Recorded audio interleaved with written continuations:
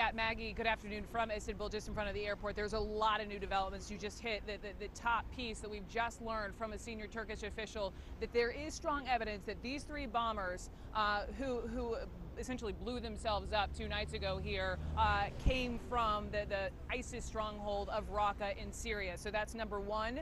We also have guidance from the senior Turkish official that they had been here in Turkey, living in a suburb a couple of hours outside of from where we are, because they had found one of the bombers' passports inside of this apartment where they had been living.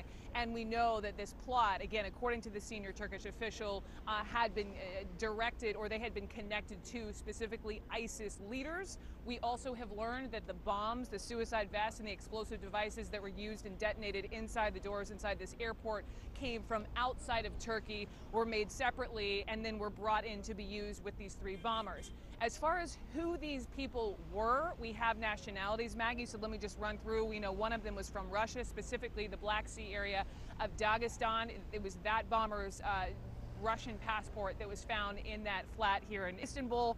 Also another attacker from Uzbekistan and another from Kyrgyzstan. There is also new video that has been emerging from Haberturk. This is the TV channel here in Turkey, that's showing the attacker, one of the attackers here just in front of the airport before you go through those metal detectors and security to get inside, reportedly showing the attacker begin firing on this police officer after the security officer was asking to show ID. So there is that visual for you this afternoon coming out of Turkey. And finally, as far as the death toll is concerned, that has risen. It is now at 43. So 43 dead. That does not include the 3 suicide bombers. 94 people, 94 still here in the hospital. Maggie.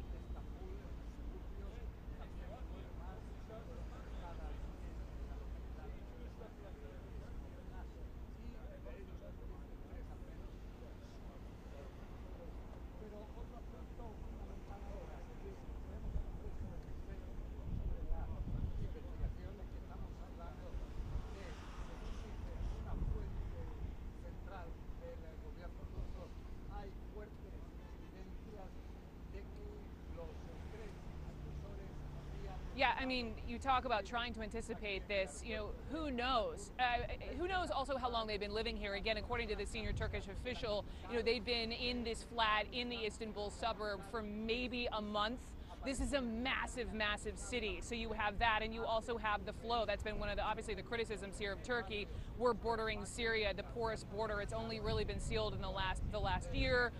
So who knows, what senior Turkish officials knew. Obviously, they know about the back and forth and how a lot of the bodies of Islamic State fighters, when they're found on the battlefield, have Turkish passports. They use Turkish SIM cards, to contact families. A lot of money comes through Turkey, but that is one of the great questions: is what could have been anticipated and when.